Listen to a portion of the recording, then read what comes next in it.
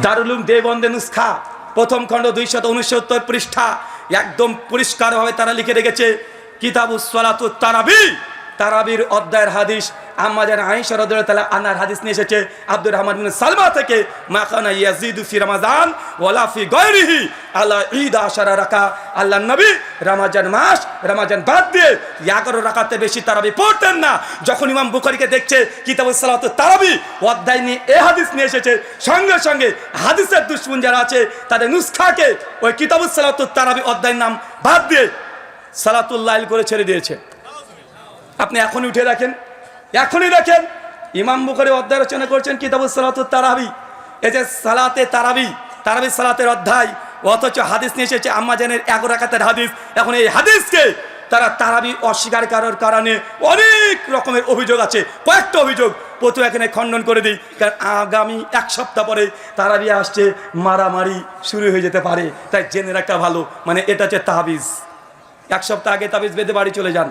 যখন আপনাকে বলবে যেটা তারাবির হাদিস না, আপনাকে বলবে তাহাজ্জুদের হাদিস, প্রথম জবাব দিয়ে বলবেন ভাই আমরা হালাসের প্রত্যেক বাচ্চাই স্বীকার করি যেটা তাহাজ্জুদের হাদিস, কখন আমরা অস্বীকার করলাম যেটা তাহাজ্জুদের হাদিস না?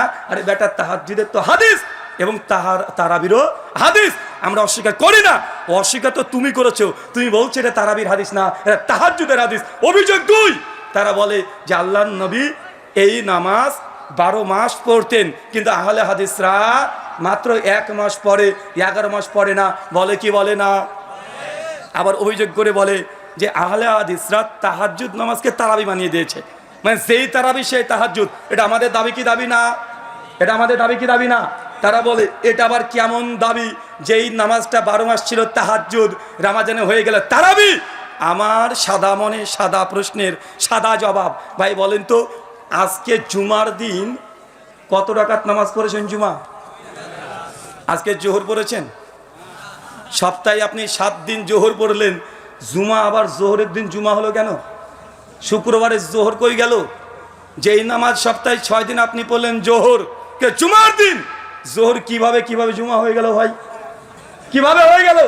তার মানে বোঝা যাচ্ছে ওয়াক্তের কারণে, দিনের কারণে, সময়ের কারণে নামাজের নাম পরিবর্তন হতে পারে। জোহর ছিল 4 রাকাত, জুমা হয়েছে 2 রাকাত, তার মানে ইবাদতের কাইফিয়াত পরিবর্তন হতে পারে। জোহরের ফজিলত আলাদা, জুমার ফজিলত আলাদা, তার মানে বোঝা গেল একই নামাজ 2 রকমের নাম হতে পারে, তার কাইফিয়ত, ফজিলত এবং তার মর্যাদা সবকিছু পরিবর্তন হতে পারে। তার জ্বলন্ত উদাহরণ সপ্তাহে 6 দিন যে নামাজটা পড়ি জোহর, জুমার দিন হয়ে যায় জুমা। তার মানে একই নামাজের 2 রকম নাম হতে পারে কি পারে না? পারে।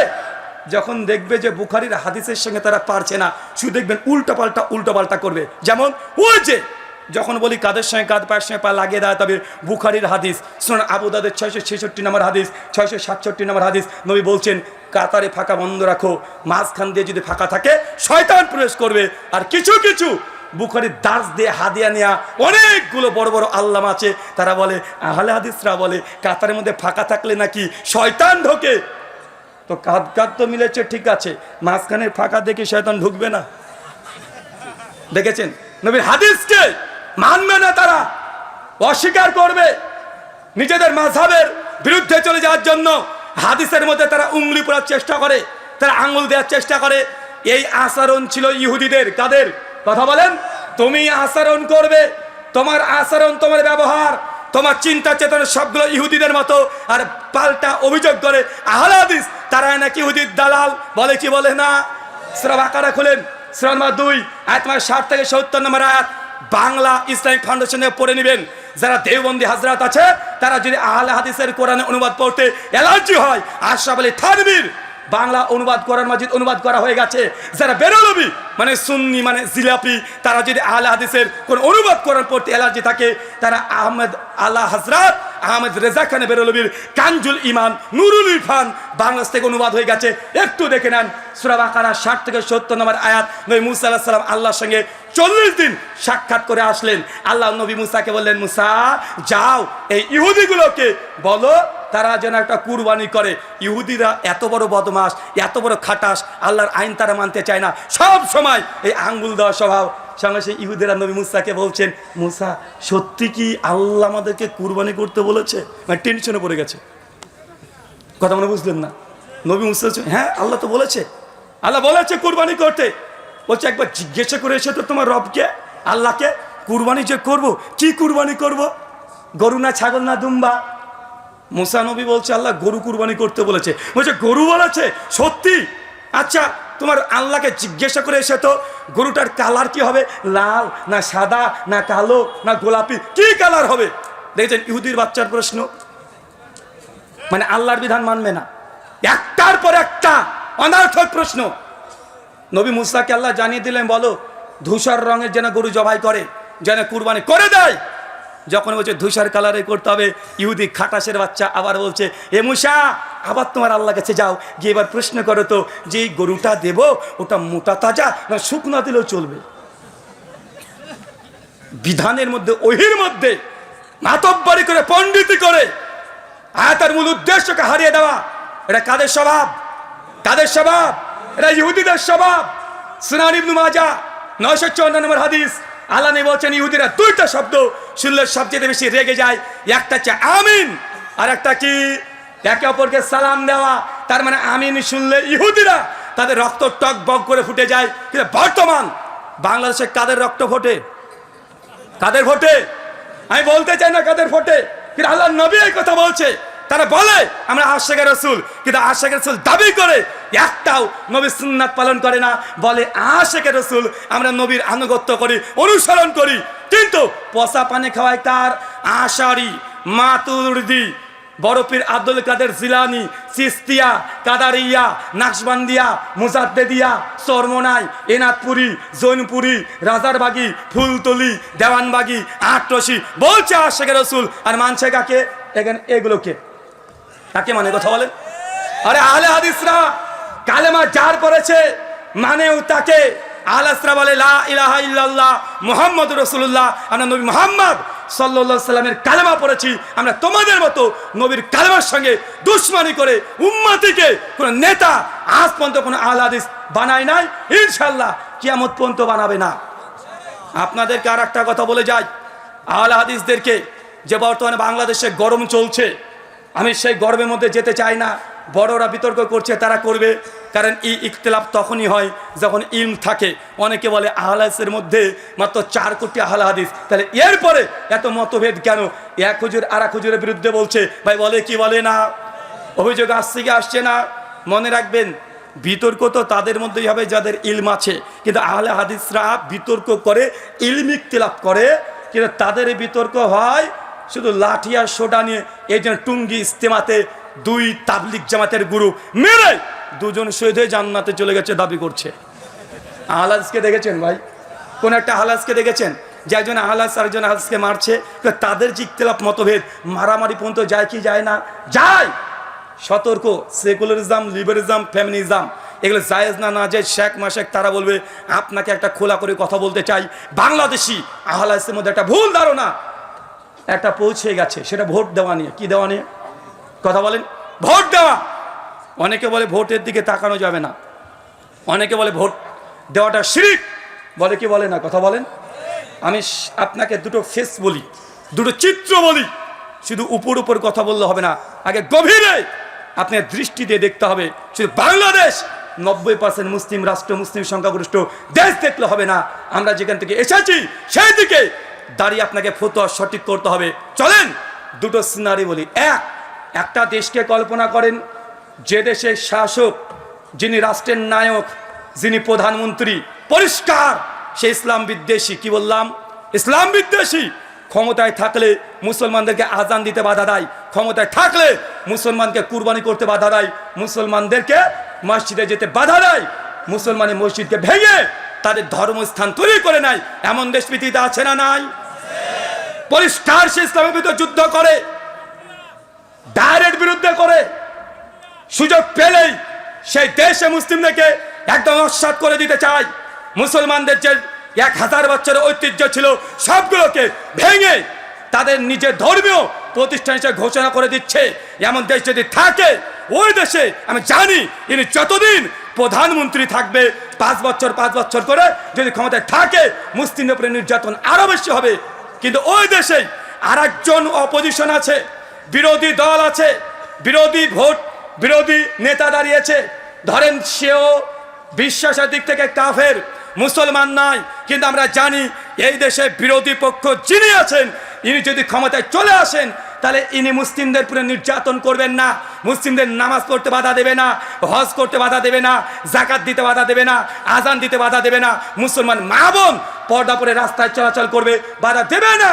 এরপরেও কে মসজিদে গেল, কে মন্দিরে গেল এটা সে দেখে না, কে গরু খেলো, কে শুয়োর খেলো এটাও দেখে না। বুঝতে পারলেন আমার কথা?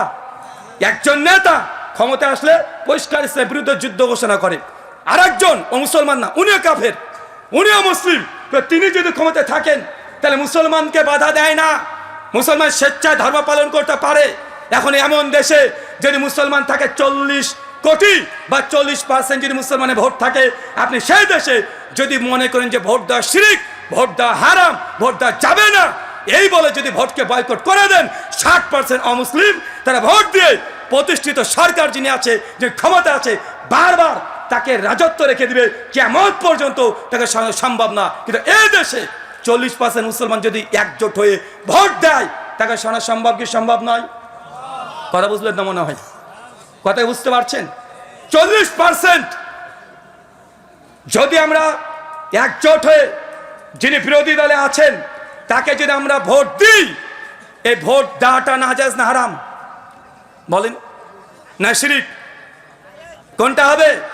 আরে এই দেশে ভোট দেওয়াটা আপনার জন্য আমাদের ভারতের জামিয়া সালাফিয়া বানারস, এমনকি শেখ সালেহ আল উসাইমিন, শেখ বিন বাস, শেখ আব্দুর রাজ্জাক বিন আফিফি, শেখ সালেহ আল মুনাজ্জিদ সবাই বলেছে এমন যদি পরিস্থিতি হয় এই জায়গাতে ভোট দেওয়াটা জায়েজ, বরং অনেক ক্ষেত্রে ভোট দেওয়া আপনার জন্য বাধ্যতামূলক হয়ে যাবে। আপনি যদি ভোট না দেন, এই দেশে যদি কাফের সরকার বারবার থাকে, মুসলিমদের নির্যাতন হবে, এই সহকারী আপনি হয়ে যাচ্ছেন। ভোট দেওয়া আর ডেমোক্রেসি গণতন্ত্র দুটো দুই জিনিস। ডেমোক্রেসি গণতন্ত্র আলাদা, সেকুলারিজম আলাদা, লিবারিজম আলাদা, ফ্যামিনিজম আলাদা, আর ভোট দেওয়া সম্পূর্ণ আলাদা। দুটোকে এক করে দেখলে হবে না, দুটো দুই রকমের রুলস। ভোট দেওয়ার সঙ্গে গণতন্ত্রের সারানা কোনো সম্পর্ক নেই। বুঝতে পারলেন মনে হয়? নতুন মনে হলো? দেখেন, ভোট দেওয়া কখনো ওয়াজিবের দরজায় যায়, ভোট দেওয়া কখনো শিরকের দরজায় যায়, ভোট দেওয়া কখনো জায়েজ হয়, ভোট দেওয়া কখনো হারাম হয়। আপনাকে বললাম গুরুত্বপূর্ণ জায়গা, এই জায়গায় ভোট দিয়ে ওই রাষ্ট্রে মুসলমানকে টিকে থাকতে হয়। যদি না হয় বারবার ক্ষমতায় আসবে, আসবে কি আসবে না? আচ্ছা, কোন দেশে শিরিক হবে এটাও জেনে নেন। ধরেন সৌদি আরব, গোটা বিশ্বে যতগুলো মুসলিম কান্ট্রি আছে তার মধ্যে মোটামুটি তারা কোরআন সুন্নাহকে সিংহভাগ মানার চেষ্টা করে। যদিও বর্তমান ফাঁস থেকে অনেক কাজ হয়, এটা আমরা হালাসরা অস্বীকার করি না। প্রকাশ্যে মুসলিম রাষ্ট্রের বিরুদ্ধে আমরা ডাইরেক্ট সমালোচনা করে অমুসলিমদের হাসির পাত্র আমরা সেই দেশকে, তৌহিদের দেশকে আমরা বানাতেও চাই না। এখন সৌদি আরবে মোটামুটি কোরআন মাজিদ হাদিস দিয়ে শরিয়া আইন চলছে না? এখন সৌদি আরবে যদি এমন কোনো বিপ্লবকারী বিপ্লব ঘটাতে চাই, এমন কোনো জামাত যদি উঠে আসে, তারা যদি আন্দোলন করে বলে আমরা কোরআনের আইন চাই না, শরীয়তের আইন চাই না, আমরা চাই ব্রিটিশ ল, গণতন্ত্র, আমরা চাই ব্রিটিশ ল দিয়ে সৌদি আরব কান্ট্রিকে আমরা রাজত্ব করব, তাই বলে ওইখানে যদি কোনো দল যদি দাঁড়িয়ে যায়, এই দলকে ভোট দেওয়া কি? এই শিখলেন, তৌহিদে শিখেছেন এটা হারাম? জি না, এটা শিরক। এটা কি? কারণ একদিকে কোরআনের আয়াত, একদিকে কোরআনের শরীয়ত, ইসলামী হুকুম, আর একদিকে ব্রিটিশ ল, একদিকে আল্লাহর রচিত আইন, আর একদিকে মানব রচিত আইন। মানব রচিত আইনে যদি আপনি ভোট দেন, তাহলে সেই সময় কি হবে? কথা বলেন, সেই সময় শিরক। কিন্তু এমন পরিস্থিতি যখন দারুল আমানে আছেন, হুকুমের পরিবর্তন হবে, দারুল হারবে থাকলে হুকুমের পরিবর্তন হবে, দারুল দাওয়াতে থাকলে হুকুমের পরিবর্তন হবে। প্রত্যেক আহলে হাদিসকে, যারা আম জনতা আছে তাদেরকে অনুরোধ, শেখ আল্লামা নাসরুদ্দিন আলবানী রাহিমাহুল্লাহর ফিতনাতুত তাকফির এই বইটা প্রথম থেকে শেষ পর্যন্ত আপনার 10 বার পড়তে হবে রাষ্ট্র নিয়ে কথা বলতে হলে। আপনি এখনো বুঝছেননি, এখন উপরে উপরে চলছেন, শুধু বাংলাদেশের প্রেক্ষাপটকে ভাবছেন। শুধু বাংলাদেশ নয়, ইসলাম হচ্ছে কম, বাংলাদেশের মুসলমান আমার ভাই, কাশ্মীর থেকে জেনে এসেছেন ওনাও ভাই, সৌদি আরবে যিনি আছেন তিনি আমার ভাই, একজনকে যদি আঘাত করা হয় পুরো বিশ্বের মুসলিম তারা আঘাত পাবে। এটা হচ্ছে মুসলমানদের ইমানি জাজবা। কিন্তু আমরা অনেক ক্ষেত্রে এটা ভুলে যাই। আল্লাহ সুবহানাহু ওয়া তাআলা এই ভুল ধারণা আপনাদের হৃদয় থেকে একদম 7 আসমান ভেদ করে চলে যায়, তুমি সেই ব্যবস্থা করে দাও। সকলে বলে আমিন। কথা আমার বুঝতে পারলেন? কোন অভিযোগ আছে? যদি অভিযোগ করতে হয় যে রুল ভাই আপনি ভোট দেওয়া জায়েজ বললেন, আপনার কাছে কোনো যুক্তি আছে, আমি আলোচনা করে থাকবো, আপনি চাইলে সরাসরি আমার কাছে এসে এই অভিযোগ করতে পারেন। আবারও বলছি, গণতন্ত্র, সেকুলারিজম, লিবারিজম, ফ্যামিনিজম, ডেমোক্রেসি যা আছে এটা আলাদা, আর ভোট দেওয়া সম্পূর্ণ আলাদা। দুটোকে এক জায়গাতে মাপবেন না। কথা বুঝতে পারলেন মনে হয়? মক্কার আয়াতের ওয়েট আর মদিনার আয়াতের ওয়েট এক নয়। মক্কায় নবীজি চিন্তা চেতনা যা ছিল আর মদিনার চিন্তা চেতনা এক নয়। মাক্কি জীবনে নবীজি যেইভাবে উম্মতকে নিয়ে চিন্তা করেছে আর মদিনাতে গিয়ে কেমন চিন্তা করেছে একটু আপনাকে আগে পড়ে বুঝতে হবে। নবী সিরাত পড়েন, বুঝে নেবেন দারুল আমানের হুকুম কি আর দারুল হারবের হুকুম কি। যতক্ষণ দুটো পার্থক্য করতে না পারছেন, রাষ্ট্র নিয়ে কথা বললেই বিপদ আসবে। আর আপনারা ফেসবুকে এসে কমেন্ট করতে যাবেন না, এই শেখের বিরুদ্ধে একবার লিখে দিবেন, ওই শেখের বিরুদ্ধে একবার লিখে দিবেন না। তারা আলোচনা করছে, তাদের ইলমি ইখতিলাফ হচ্ছে, করতে দেন। মাঝখান থেকে আপনারা বিরোধিতা করতে যান না। একজনের ভক্ত আরেকজনকে মাটির সঙ্গে পিষিয়ে দিবেন, আরেকজনের ভক্ত আরেকজনকে পিষিয়ে দিবেন, এমনটা যেন আহলে হাদিস সাধারণ কর্মী জনতা যারা আছে এমন যেন না হয়। কারণ এগুলো নিয়ে বাতিল যারা আছে তারা হাসাহাসি করছে। কথা বুঝতে পারলেন না? তারা করছে, তাদের করতে দেন। তারা বড়রা যা ইচ্ছা তাই করবে, দল যত হয় হোক। কিন্তু আহলে হাদিস সবাই ভাই ভাই। যদি 10 খান সংগঠন হয়ে যায়, 20 খান সংগঠন হয়ে যায়, 20 খান সংগঠন যদি কোরআনের কথা বলে, আহলের আকীদা মানহাজে ঠিক থাকে, সবগুলো আমাদের ভাই। 20 খান সংগঠন হোক, এটা আহলে হাদিসদের কাজ আরো দ্রুত গতিত হবে। যদি একটা থাকে একজন কাজ করবে। আরে মার্কেটে যদি 20 খানা দোকান থাকে, ওর মধ্যে যদি আপনি পুঁটি মাছ নিয়ে চলে যান, 10 দিনকার বাসি পুঁটি মাছ যদি মার্কেটে চলে যান, মাছের বাজারে চলে যান, ভাই বিক্রি আপনার হবে কি হবে না? মার্কেটে গেলে দেখবেন পচা পুঁটি মাছও বিক্রি হয়, আবার 4000 টাকা দামের ইলিশ মাছও বিক্রি হয়ে যায়। কিন্তু আপনি যদি মনে করেন যে 4000 টাকা কেজি ইলিশ মাছ বাঘার রাস্তা ধারে বিক্রি করবো, সারাদিন চলে যাবে, কাস্টমার পাবেন না। কিন্তু বাজার যখন থাকবে অনেকগুলো মাল, যখন আহলের মধ্যে 20 খান যদি সংগঠন হয়ে যায়, দল যদি হয়ে যায়, তারপরেও এটা আহলের জন্য এটা কল্যাণকর। কেন? আমাদের দাওয়াত সবার এক, নেতা আলাদা আলাদা হোক, কোনো সমস্যা নেই। কথা বুঝতে পারলেন মনে হয়? আপনারা এটা করবেন না। উপর মহলে যারা আছে তারা ভালো বোঝে, আমাদের চাইতে অনেক বেশি বোঝে। ফিল্ডের বাইরে থেকে হাততালি দিতে ভালো লাগে, যখন কেউ বলটা ধরতে পারলো না আর আপনি বলছে হাই হাই এই সহজ বলটা ধরতে পারলো না, এই গোলটা দিতে পারলো না, ওটা আপনার কাছে সহজ মনে হচ্ছে, আপনি টিভির পর্দাতে আছেন। যারা নেতৃত্ব দিচ্ছে, যারা ওপরে আছে, তারা আপনার চাইতো জেনে রাখেন কয়েক লক্ষ গুণ বেশি বোঝে। আপনি পেছন থেকে, আপনি নতুন আহলে হাদিস হয়েছেন, আপনি চিনবেন ব্রাদার রাহুল বড় বক্তা, আপনি চিনবেন জামশেদ মজুমদার অনেক বড় বক্তা, অনেক বড় আলোচক, আপনি চিনবেন আব্দুল্লাহ বিন আব্দুর রাজ্জাক অনেক বড় বক্তা। কিন্তু আপনারা চিনতে পারবেন না প্রফেসর ডক্টর আসাদুল আল গালিব, কোন মাপের আলেম। আপনি চিনতে পারবেন না আব্দুল আল কাফি কুরাইশি রহমুল্লাহ কত বড় আলেম ছিলেন, আব্দুল বারি সাহেব কত বড় আলেম ছিলেন, শহীদুল্লাহ খান মাদানী, মুজাফফর বিন মহাসেন, এরা কত বড় মাপের আলেম। এটা আপনি বুঝতে পারবেন না, কারণ আমরা হচ্ছে ইয়াং জেনারেশন, আমাদের জেনারেশনে গ্যাপ পড়ে গেছে। এদের সম্পর্কে জানতে হলে আপনাকে জানতে হবে আপনার বাপের বয়সী ব্যক্তির কাছ থেকে, জানতে হবে মুস্তাউদ্দিন স্যার সম্পর্কে। যারা বড়রা আছে তারাই দেখেছে তাদের আন্দোলন, তাদের লড়াই, তারা কিভাবে আহলে হাদিসকে প্রতিষ্ঠা করার জন্য রাত দিন তার রাস্তা ঘাটে একদম হয়রানি করা হয়েছে, তারা জানে। আপনি চিনছেন মনে ব্রাদার রাহুল হোসেন গোটা একদম আহলের নেতা হয়ে গেছে। আপনি মনে করছেন যে আব্দুল্লাহ বিন আব্দুর রাজ্জাক গোটা বাংলাদেশের নেতা হয়ে গেছে। আপনি মনে করছেন যে অমুক বক্তা গোটা বাংলাদেশের নেতা হয়েছে। না, আমরা জাস্ট কর্মী। আমাদের কাজ আপনাদের শুধুমাত্র ফিল্ড পর্যায়ে, মাঠ পর্যায়ে। আজ যারা বড় বড় আমাদের আলেমরা আছে, শাইখ মাশায়েখ আছে, তাদের কাজ গোটা আহলে হাদিসকে বাংলাদেশে একদম মজবুত করা যায় কিভাবে, তাদের চিন্তা সেগুলো। আমাদের কাজ ওই রফুল দেইন জোরে আমিন না আসতে আমিন, আমাদের কাজ এটা বেদাত, ওটা শিরিক, এগুলো প্রচার করে জনসাধারণকে আহলে হাদিসের দাওয়াতগুলো বলেন। তাদের কাজ কি? এই জন্য আমি গত বছর বলেছিলাম না, আপনাদের রংপুরে রংবাজ হুজুর যখন বলেছিল যে তার নাকি খুব শখ 10 জন কওমি হুজুর নিয়ে আর 10 জন আহলে হাদিস হুজুর নিয়ে বাহাস করাবে, সব জেগেছিল না গত বছরে? আমি ভেবেছিলাম, আপনাকে বলে গেছিলাম, এই স্টেজ থেকে বলে গেছিলাম, শুধু মানে জায়গাটা পরিবর্তন হয়েছে, আগে ছিল ওই ভেতরে, আজকে হচ্ছে একটু বাইরে, কিন্তু প্রতিষ্ঠান কিন্তু একটাই। আমিও বলে গেছিলাম ভাইজান এই শখ যখন করেছে শখ পূরণ হবে। গত বছর বলে গেছিলাম এত তাড়াতাড়ি যে শখ পূরণ হবে আমি বুঝতে পারিনি। গত বছর শখ পূরণ হয়েছে কি হয় নাই? তারাবি ওমর বিন খাত্তাব কত রাকাত চালু করেছিলেন? 8 রাকাত না 20 রাকাত? এটা নিয়ে বিতর্ক দেখেছেন না? দেখেছেন তো?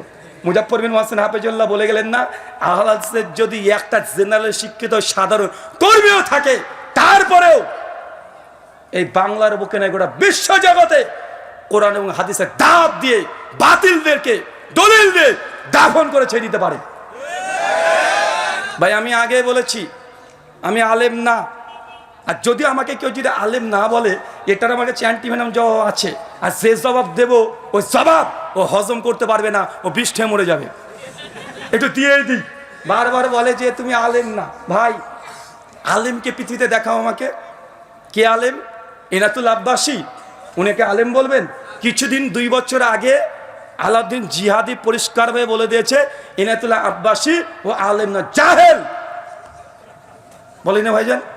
আবার এনাতুল্লাহ আব্বাসী আলাউদ্দিন জিহাদিকে জাহেল বলেছে। কিউট বয় রেজাল করিম আবরার আবার চ্যালেঞ্জ করেছে আলাউদ্দিন জিহাদিকে, এক পারা যদি ফতোয়া স্বামীর নেড়া আরবি টাকলা আরবি পড়ে দিতে পারে তাহলে নাকি বাহাসে জিতে দিবে। মানে আবরারের কথা অনুযায়ী এই দেখেন আলাউদ্দিন জিহাদি মূর্খ জাহেল। তো আলেমকে রে ভাই, তুমি যাকে আলেম বলছো তোমাদের গ্রুপের ব্যক্তিকে তুমি বলছো আলেম। বাংলাদেশে বর্তমান বাইতুল মুকাররমের যিনি খতিব, নাম কি? মাওলানা আব্দুল মালিক। আমি গত বছর পর্যন্ত তার নামে শেষে বলতাম হাফেজাহুল্লাহ। গত বছর পর থেকে আর বলি না। কেন বলি না? কারণ তাকে যখন প্রশ্ন করা হয়েছে আমিন প্রসঙ্গে, ভিডিওটা ভাইরাল হয়েছিল যে কিছু কিছু ব্যক্তিরা মসজিদে আমিন বলে, আমি তার ইলমের কারণে তাকে শ্রদ্ধা করতাম, তাকে ভালোবাসতাম, তার জন্য আমার প্রত্যেক আলোচনাতে আব্দুল মালিকের নাম নিলেই আমি বলতাম হাফেজাহুল্লাহ বলতাম। গত বছর থেকে বলি না, এই জন্য উনি নবী সুন্নাতকে নিয়ে এমন কটূক্তি করেছে, বলছে সৌদি আরব থেকে কাজ করতে গিয়ে ছেলেরা সব আমিন নিয়ে আসে, আমিন করে চিৎকার মারে। নবীর সুন্নাতের সঙ্গে এটা দুশ্মনী করা হয়েছে না? তো যে নবীর সঙ্গে দুশ্মনী করবে, নবীর সুন্নাতের সঙ্গে দুশ্মনী করবে, তার সঙ্গে আমাদের কোনো সম্পর্ক, ভালোবাসার সম্পর্ক থাকতে পারে না। কেন? আপনাকে ভালোবেসেছিলাম আপনার ইলমের কারণে, কিন্তু আপনি সেই ইলমের সঙ্গে নবীর হাদিসের সঙ্গে সুন্নাতের সঙ্গে কটূক্তি করেছেন, যেই জন্য সম্মান করেছি ওই জন্যই এখন আর হাফেজাল্লাহ শব্দটা বলি না। আচ্ছা, আলেম আলেম করছে, দুটো বইয়ের নাম বলে যাই, অনেক মানে ছাত্র বন্ধুরা আছেন। একটা বইয়ের নাম হোসাইমুল হারমাইন। কি নাম বললাম? এটা মাওলানা আহমদ রেজা খান বেরলভী, সুন্নিদের প্রতিষ্ঠাতা। সুন্নি বলে হয়তো বুঝবেন না, আমরা ভারতে বলি বেরলভী। বাংলাদেশে পরিচিত বিখ্যাত নাম জিলেপি হুজুর। কি হুজুর? রেজবি জিলেপি, তাই না? লাহাবি বললেও চলে। আর একটা বই আছে আল মুহান্নাদ আলাল মুফান্নাদ। কি নাম বললাম? আল মুহান্নাদ আলাল মুফান্নাদ। সেই সময়তে আলা হযরত সুন্নিদের ইমাম আহমদ রেজা খান বেরলভী 1905-এ একটা বই লেখে। বইটা লিখেছে একসঙ্গে দেওবন্দি প্রায় 15 জন আলেমকে কাফের ভোতা দিয়েছে। কে কে লিস্টে আছে জানেন? কাসেম নানুতুবি, হোসেন আহমদ মাদানি, রশিদ আহমেদ গাঙ্গোয়ী, আশরাফ আলী থানভী। তো দেওবন্দিরা যাদেরকে মনে করে আল্লাহর ওলি, হাকিমুল উম্মাত, এর মতো আলেমা দুনিয়াতে নেই, তার যমজ ভাই বেরলভী হানাফি, তারা বলে এরা হচ্ছে কাফের। তো তুমি যাকে আল্লাহ মনে করো, বেরলভীরা আল্লাহ স্বীকারই করে না, কাফের বলে। আবার বেরলভীরা যাকে আল্লাহর ওলি মনে করে, আহমদ রেজা খান বেরলভীকে, আহমেদ ইয়ার খান নাইমিকে, দেওবন্দিরা আবার তাদের আল মুহান্নাদ আলাল মুফান্নাদে বলেছে বেরলভীরা হচ্ছে শয়তানের জামাত, মানে শয়তানের দল। মনে বুঝতে পারলেন না? তো আমাকে তুমি আলেম না আলেম না পরীক্ষা করছো। তোমাদের যমজ ভাই 2 গ্রুপ, তোমরা দুজনকে তো আলম স্বীকার করো না। এলাতুল্লাহ আব্বাসী বলে লুৎফর রহমান ফারাজি জাহেল, মূর্খ, কিছু জানে না। আবার লুৎফর রহমান ফারাজি এনাতুল্লাহ আব্বাসী বলে এ জাহেল, এ কিছু জানে না, এ হচ্ছে গাবগাছি। ভাই বলে কি বলেন না, কথা বলেন তো ভাই। আমি যদি মদিনা ইউনিভার্সিটি থেকে সনদ নিয়েও আসি, আমি যদি দেওবন্দ থেকে সনদ নিয়েও আসি, তারপরে তোমাকে আলেম স্বীকার করবে বলো, তাহলে আমি কাল থেকে বক্তব্য ছেড়ে দিয়ে দেওবন্দে গিয়ে ভর্তি হয়ে যাব। কিন্তু আমার মানহাজ আকীদা থাকবে আহলে হাদিস, আমাকে স্বীকার করে নেবে তারা, কথা বলেন। আমি দেওবন্দ থেকে 10 বছর পড়বো দরকার হয়, যদি তোমার সার্টিফিকেটের প্রয়োজন হয়, যেটা আমাকে একাডেমিক্যালি পড়া যদি তোমার জন্য যোগ্য মনে হয়, তাহলে আমাদের এই যে মুকাররম বিন মহসেন হাফেজাহুল্লাহ আল মাদানী তিনি আছেন, তার কথা হলো মেনে নাও। তিনি তো বলছেন শহরের বেদাত করছে কেন, তাহলে উনি তো আলেম না, কথা বলেন। শেখ মতিউর রহমান মাদানী হাফেজাহুল্লাহ তৌহিদ শিরকের বিরুদ্ধে এত কথা বলেছেন, অনেক কথা বলেছেন। তিনি তো হানাফি মাদ্রাসায় পড়েছেন, তিনি তো আবার মদিনাতে দীর্ঘদিন ধরে পড়ছেন, দাস দিচ্ছেন। আমি আলেম না, তিনি তো আলেম, তার কথাগুলো মেনে নাও। মানবা না কেন? কারণ তোমার বাপের বিরুদ্ধে যায়, তাই তোমার বাবার বিরুদ্ধে চলে যায়। মানে তোমার ফিরকার ও যদি জাহেল হয়, ও পরে কাল ও অনেক বড় আল্লামা, আর বিরোধী দল ওদের দলে যদি আল্লামা থাকে, তোমার বিরুদ্ধে গেলে তুই তাকে জাহেল বলতে দাও, তা আমার ডিগ্রি আর থাক আর না থাক যাই আসে না। কথা বোঝেন মনে হয়, আমার ডিগ্রি থাকলেও তুমি মানবে না। আমি যে 10 বার দাওরা পাস করি, তারপর তুমি আমার কথা মানবে না। তাই তোমার কাছে ডিগ্রি দেখছে 5 পয়সা লাভ নাই। যদি প্রয়োজন হয় মাঠে আসো, তোমাকে দেখানো হয়েছে গত বছর। অনেকে বলছে যে ব্রাদার রাহুলের সঙ্গে ডিবেট করব না। কেন করব না? তো ওই যে জেনারেল শিক্ষিত সাধারণ মানুষ, তো আমি তো বলেছি যে পৃথিবীতে আলেম কেউ নাই, সবাই সবাইকে জাহিলি মনে করে, সবাই সবাইকে জাহিল মনে করে। তো তুমি যদি আমার সঙ্গে ডিবেট করতে না চাও, আমি আর একটা মেসেজ দিয়ে যাই আপনাকে, তোমরা যেসব আলেমের সঙ্গে আলোচনা করেছো, সেই আলেমেরদের সঙ্গে ডিবেট দেখবা, ওই 10,000, 20,000, 15,000-এর বেশি ভিউ হয় না, হয় না কি? কথা বলেন। গত বছর তারাবির ডিবেট হয়েছে, আমিও অবাক। শুধুমাত্র আমার ফেসবুক লাইভে ছিল প্রায় 65,000 মানুষ ওয়াচিং ছিল আমার ফেসবুক থেকে, ইউটিউব থেকে 20,000 প্লাস। আর ওই প্রতিপক্ষ যিনি ছিলেন উস্তাজ আলী হোসেন ওসামা, তার পেজ থেকে 35,000 লাইভে মানুষ দেখলে প্রায় একসঙ্গে এট এ টাইম 1,15,000 ডাইরেক্ট বাংলার মানুষ দেখছে। তার মানে মানুষ আমাকে পছন্দ করে, তার মানে মানুষ আমার সঙ্গে তোমাদের ডিবেট দেখতে চায়। আলেমের সঙ্গে আলেমের ডিবেট এর আগে হয়েছে বাংলাদেশে, অনেকবার হয়েছে, হয়েছে না? হয়েছে। অতজন মানুষের আকাঙ্ক্ষিত ছিল না, মানুষ অত দেখারও আগ্রহ ছিল না। কিন্তু ব্রাদার রাহুলের সঙ্গে যখন ডিবেট হয়েছে, কমপক্ষে একসঙ্গে 1,10,000 বাংলাদেশে যতগুলো সোশ্যাল মিডিয়া প্ল্যাটফর্ম আছে সবচেয়ে রেকর্ড, একসঙ্গে 1,10,000 মানুষ ওয়াচিং। এটা জিন্দেগিতে হয়নি, হয়েছে। কথা বলে দেখান। তার মানে চাচ্ছে, বাংলার জনতা চাচ্ছে ব্রাদার রাহুলের সঙ্গে ওই দেওবন্দি বা বেরলবি তাদের আরো ডিবেট হোক। চান কি চান না? জি।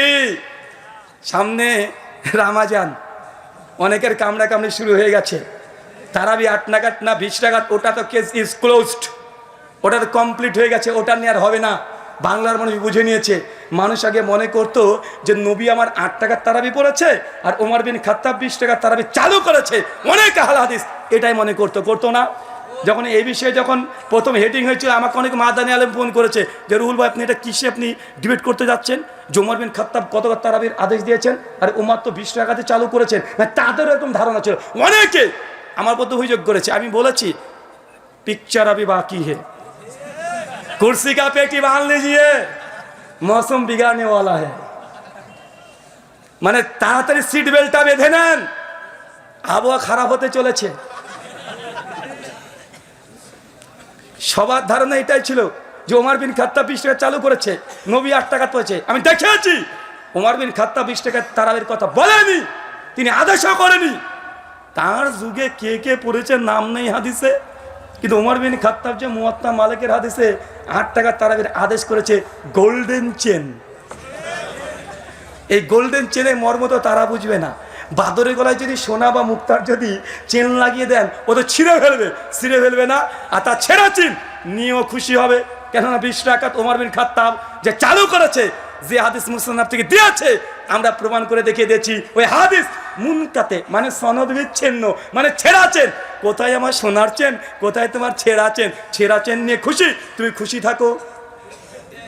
তবে আর একটা বাকি আছে, রামাজান, ফিতরা, টাকা না খাওয়ার, কোনটা সুন্নাত? দিবে চান? কার সঙ্গে চান? প্রতিপক্ষ কে? হ্যাঁ, কিউট বয়। বাবা ভোটে কিউট বয়ের নাম এসেছে। কিউট বয় তোমাকে চাচ্ছে রমাজানে, ফিতরা টাকা না খাবার। রেডি? রেডি তো আপনারা? আচ্ছা, উনি বলবেন যে না উনি জেনারেল আর ও হচ্ছে মিনারেল। ও হচ্ছে মিনারেল। কি কথা বলেন? মিনারেল আর আমরা চাই জেনারেল। তো ভাই জেনারেল কাছে একবার তো এসেছিল না? ডিবেটটার নাম দিতে হবে না, দাও আলোচনা, দাও পর্যালোচনা, দাও মিটিং, দাও বৈঠক, যা ইচ্ছা তাই নাম দিয়ে দাও, তাও কোনো সমস্যা নেই।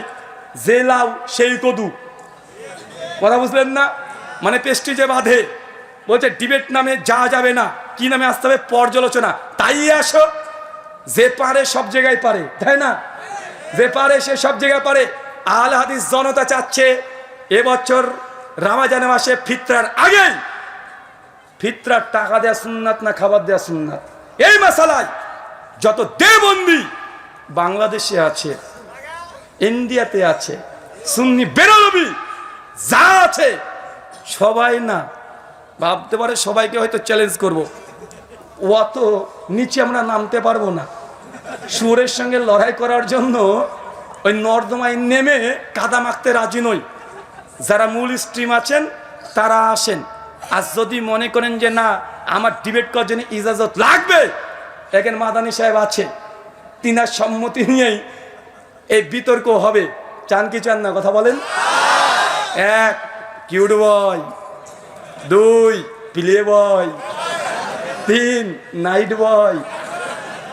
নামগুলো জানা আছে তো? কিউট বয় কে বলেন তো? সবাই তো জেনে নিয়েছেন। নাইট বয় কে? ওই যে রাত্রিবেলা চশমা পরে অটো তালাক বউ করে দেয়। আমি ঘরে থাকবো, বউ নিয়ে আমার বউকে তালাক দিয়ে দেয়।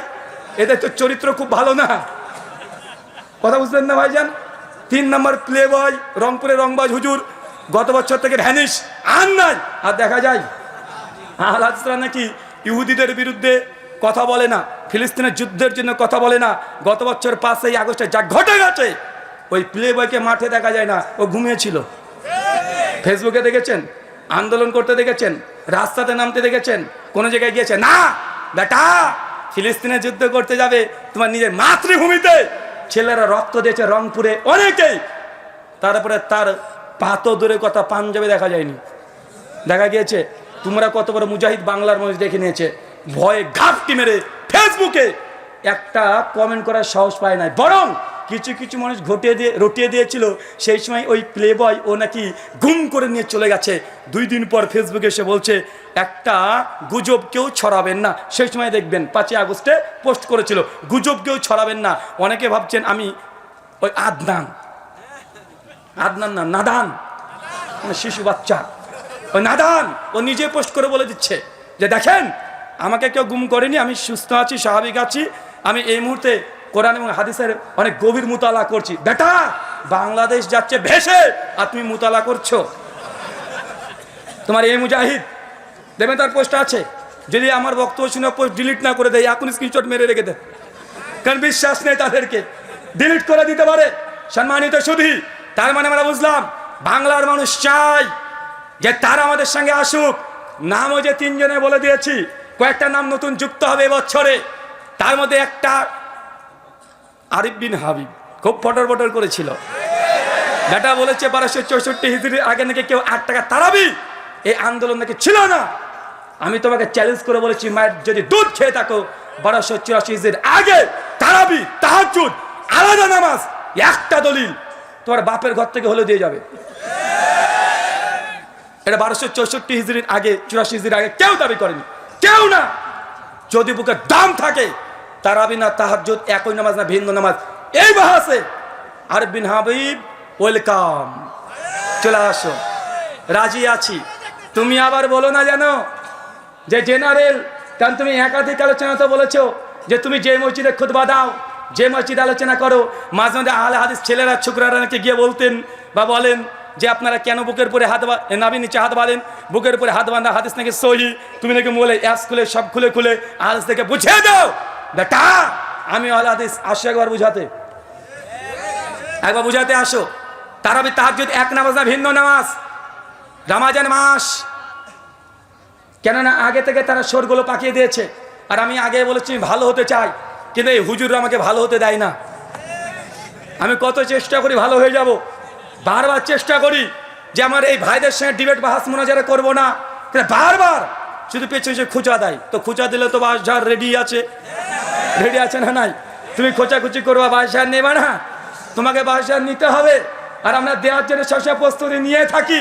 তার জন্য আপনি আগে বলে দিয়েছি, তারাবি তাহাজ্জুদ যদি দাম থাকে, কিউট বয় তুমি চলে আসো, না পালে তোমার প্লে বয়কে পাঠিয়ে দাও, তাও না পালে নাইট বয়কে পাঠিয়ে দাও, তা না পালে আরিফ বিন হাবিব, এখনও তার সঙ্গে ভদ্রতা হচ্ছে, যতদিন সে ভদ্রতা দেখাবে। তারপরে আরো যদি না হয়, তোমাদের কি যেন নাম, আর একটা কি নাম যে ওটা, হ্যাঁ ও বাচ্চা ছেলে রফিকিকে তো 2017 সালে মালিটোলা মসজিদে সাইজ করে ছেড়ে দিয়েছি, বেচারা তারপর থেকে আর কথা বলে না। লুৎফর রহমান ফারাজি ও লিস্ট থেকে আউট হয়ে গেছে, ওকে মনে মঙ্গল করে খুঁজতে হবে, ওকে দেখাই যায় না। দেখা যায় আর তামিদুল মাওলা, ও গায়েব, অদৃশ্য, ও বৃহস্পতি গ্রহে বসবাস করছে এখন। কিন্তু এখন মাঝে মধ্যে একটু উঠবই, লাভ দিত অনেকটা কমে গেছে, কিন্তু ইদানিং ফেসবুকে আবার শুরু হয়ে গেছে। বড় শয়তানগুলোকে বেঁধে দেয় রমজান আসে, ছোট শয়তান ওরা কিন্তু খুচাখুচি করবে, করে কি করে না?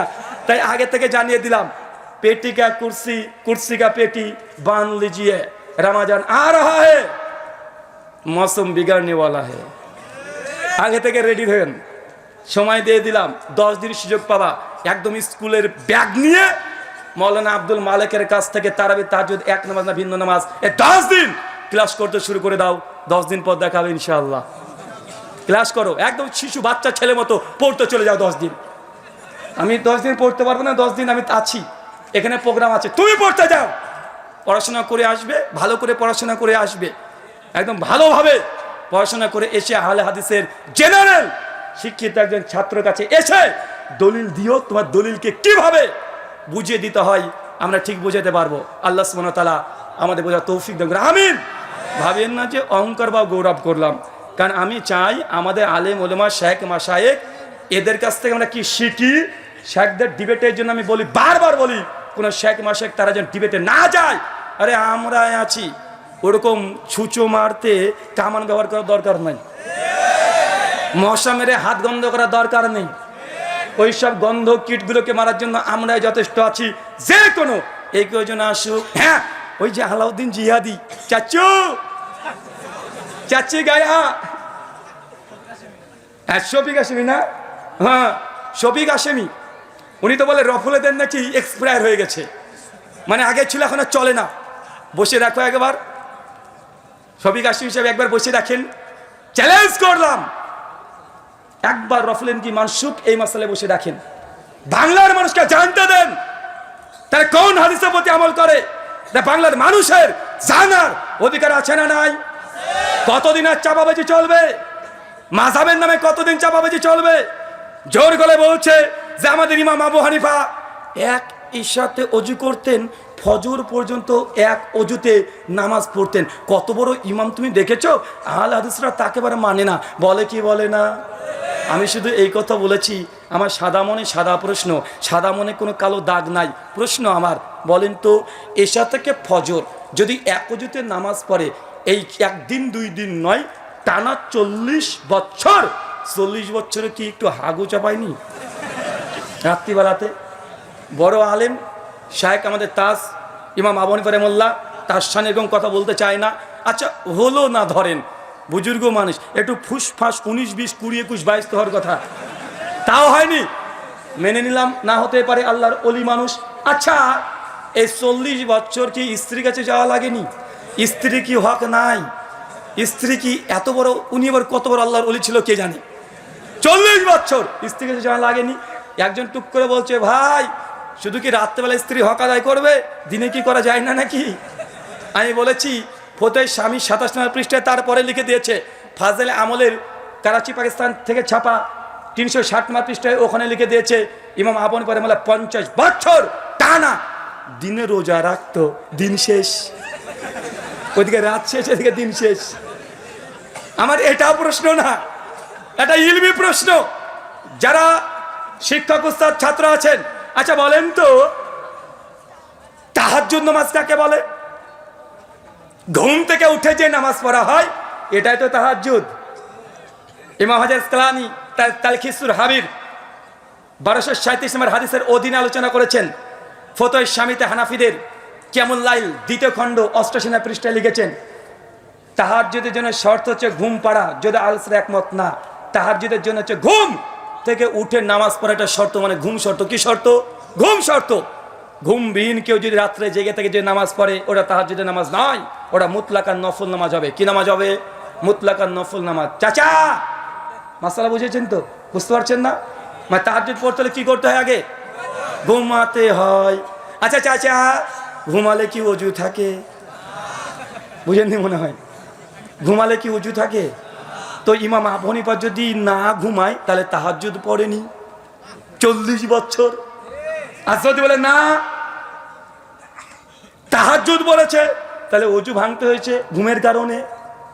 মানে বুঝতে পারেননি? মানে ইমামে আজম আবু হানিফা রাহিমাহুল্লাহর মাকাম বর্ণনা করতে গিয়ে তার তাহাজ্জুদ ধ্বংস করে মুকাল্লিদ জাহেলরা ছেড়ে দিয়েছে।